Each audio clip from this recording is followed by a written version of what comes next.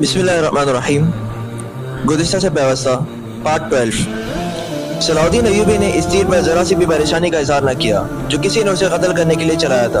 अपने रफीक सलारों को अपने खेमे में बिठाए हुए बता रहा था कि जासूस और चपखून मारने वाले दस्ते किस कदर नुकसान करते हैं। वो कह रहा था, मैं अली बिन सुफियान को एक हिदायत दे चुका हूँ, लेकिन इस पर अमल दरामद नहीं हो सका क्योंकि फौरन ही मुझे इस हमले की खबर मिली और अमल दरामद धरा रह गया। तुम सब फौरी तौर पर यूं करो कि अपने सिपाहियों और अहदेदारों में से ऐसे अफराद मुंतखब करो जो दिमागी और जिस्मानी लिहाज से मजबूत और सेहतमंद हो, बारीक बीन, दूर अंदेश, कुव्वत फैसला रखने वाले जांबाज किस्म के आदमी चुनो। मैंने अली को ऐसे आदमी की जो सिफात बताई थी वो सब सुन लो। उनमें ऊंट की माने ज्यादा से ज्यादा दिन भूख और प्यास बर्दाश्त करने की कुव्वत हो, चीते की तरह झपटना जानते हो, उकाब की तरह उनकी नजरें तेज हो, खरगोश और हिरन की तरह दौड़ सकते हो, मुसल्लह दुश्मन से हथियार के बगैर भी लड़ सके। इनमें शराब और किसी दूसरी नशा आवर चीज की आदत ना हो, किसी लालच में ना आए।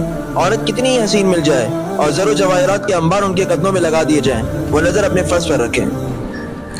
अपने दोस्तों और उनके कमांडरों को खास तौर पर ज़हन नशीन करा दें कि ईसाई बड़ी खूबसूरत और जवान लड़कियों को जासूसी के लिए और फौजों में बेइत्मीनानी फैलाने के लिए और अस्करियों को जज्बे के लिहाज से बेकार करने के लिए इस्तेमाल कर रहे हैं। मैंने मुसलमानों में एक कमजोरी देखी है कि औरत के आगे हथियार डाल देते हैं।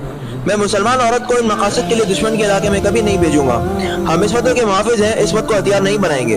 अली बिन सुफियान ने चंद एक लड़कियां रखी हुई हैं, लेकिन वो मुसलमान नहीं और वो ईसाई भी नहीं, मगर मैं औरत का कायल नहीं।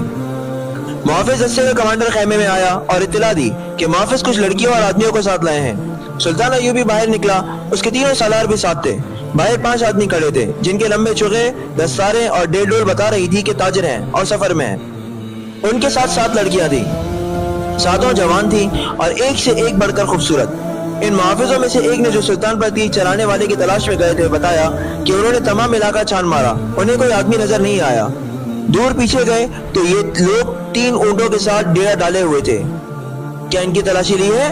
एक सालार ने पूछा। ली है, मुहाफिज ने जवाब दिया। ये कहते हैं कि ताजिर हैं, इनका सारा सामान खुलवा कर देखा है, जामा तलाशी भी ली है। इनके पास इन खंजरों के सिवा और कोई हथियार नहीं। उसने 5 खंजर सुल्तान अय्यूबी के कदमों में रख दिए। हम मराकश के ताजिर हैं, एक ताजिर ने कहा। सिकंदरिया तक जाएंगे।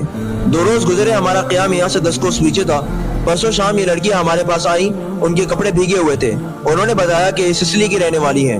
उन्हें ईसाई फौज का एक कमांडर घरों से पकड़कर साथ लाया था और एक बहरी जहाज में सवार कराया।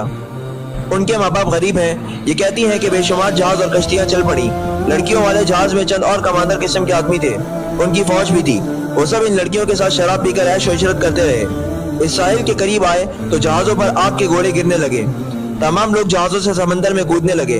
इन लड़कियों को उन्होंने एक कश्ती में बिठाकर जहाज से समंदर में उतार दिया। ये बताती हैं कि उन्हें कश्ती चलानी नहीं आती। कश्ती समंदर में डोलती और भटकती रही। फिर एक रोज खुद ही साहिल से आ लगी। हमारा क़याम साहिल के साथ था। ये हमारे पास आ गई, बहुत ही बुरी हालत में थी। हमने उन्हें पनाह में ले लिया। उन्हें हम धत्कार तो नहीं सकते थे। हमें कुछ समझ नहीं आ रही थी कि उनका क्या करें। पिछले पड़ाव से यहाँ तक उन्हें साथ लाए हैं। ये सवार आ गए और हमारे सामान की तलाशी लेने लगे। हमने उनसे तलाशी की वजह पूछी तो उन्होंने बताया कि सुल्तान सलाउद्दीन अय्यूबी अमीर मिस्र का हुक्म है। हमने उनकी मिन्नत समाजत की कि हमें अपने सुल्तान के हुजूर ले चलो। हम अर्ज करेंगे कि उन लड़कियों को अपनी पनाह में ले ले। हम सफर में हैं, उन्हें कहाँ कहाँ लिए फिरेंगे। लड़कियों से पूछा तो वो सिसिली की जबान बोल रही थी। वो डरी डरी सी लगती थी। इनमें से 2-3 इकट्ठी ही बोलने लगी। सलाउद्दीन अय्यूबी ने ताजिरों से पूछा कि उनकी जबान कौन समझता है। एक ने बताया कि सिर्फ मैं समझता हूँ। ये इल्तिजा कर रही हैं कि सुल्तान उन्हें पनाह में ले ले। कहती हैं कि हम ताजिरों के काफिले के साथ नहीं जाएंगे, कहीं ऐसा ना हो कि रास्ते में डाकू हमें उठाकर ले जाएं। इधर जंग भी हो रही है, हर तरफ ईसाइयों और मुसलमानों के सिपाही भागते दौड़ते फिर रहे हैं। हमें सिपाहियों से बहुत डर आता है। हमें जब घरों से उठाया गया था तो हम सब कमाल ही थी। इन फौजियों ने बहरी जहाज में हमें तवाइफे बनाए रखा। एक लड़की ने कुछ कहा तो उसकी जबान जानने वाले ताजिर ने सुल्तान अय्यूबी से कहा, ये कहती है कि हमें मुसलमानों के बादशाह तक पहुंचा दो, हो सकता है उसके दिल में रहम आ जाए। एक और लड़की बोल पड़ी, उसकी आवाज रंधियाई हुई थी। ताजिर ने कहा, ये कहती है कि हमें ईसाई सिपाहियों के हवाले न किया जाए। मैं मुसलमान हो जाऊंगी बशर्ते कि कोई अच्छी हैसियत वाला मुसलमान मेरे साथ शादी कर ले। 2-3 लड़कियां पीछे खड़ी मुंह छुपाने की कोशिश कर रही थी। उनके चेहरों पर घबराहट थी, बात करते शर्माती या डरती थी। صلاح الدین ایوبی نے تاجر سے کہا انہیں کہو کہ عیسائیوں کے پاس نہیں جانا چاہتی، ہم انہیں اسلام قبول کرنے پر مجبور نہیں کر سکتے۔ یہ لڑکی جو کہہ رہی ہے کہ مسلمان ہو جائے گی بشرطے کہ کوئی مسلمان اس کے ساتھ شادی کر لے، اسے کہو کہ میں اس کے پیشکش قبول نہیں کر سکتا کیونکہ خوف اور مجبوری کے عالم میں اسلام قبول کرنا چاہتی ہے۔ انہیں بتاؤ کہ انہیں مجھ پر اعتماد ہے تو میں انہیں اسلام کی بیٹیوں کی طرح پناہ میں لیتا ہوں۔ اپنے دارالحکومت میں جا کر یہ انتظام کر دوں گا کہ انہیں عیسائی راہبوں یا کسی پادری کے پاس بھجوا دوں گا۔ پادری یروشلم میں ہوں گے۔ دوسری صورت یہ ہے کہ جب عیسائی قیدیوں کو آزاد کیا جائے گا تو میں کوشش کروں گا کہ ان کی شادیاں قابل اعتماد اور اچھی حیثیت کی قیدیوں کے ساتھ کرا دوں۔ انہیں یہ بھی بتا دو کہ کسی مسلمان کو ان سے ملنے کی اجازت نہیں ہوگی اور نہ انہیں اجازت ہوگی کہ کسی مسلمان سے ملیں۔ ان کی ضروریات اور عزت کا خیال رکھا جائے گا۔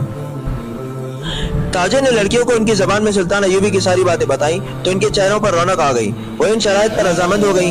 تاجر شکریہ ادا کر کے چلے گئے۔ صلاح الدین ایوبی نے لڑکیوں کے لیے الگ خیمہ لگانے والے کے باہر ہر وقت ایک سنتری موجود رہنے کا حکم دیا۔ وہ خیمے کی جگہ بتانے ہی لگا تھا کہ 6 صلیبی قیدی سلطان ایوبی کے سامنے لائے گئے۔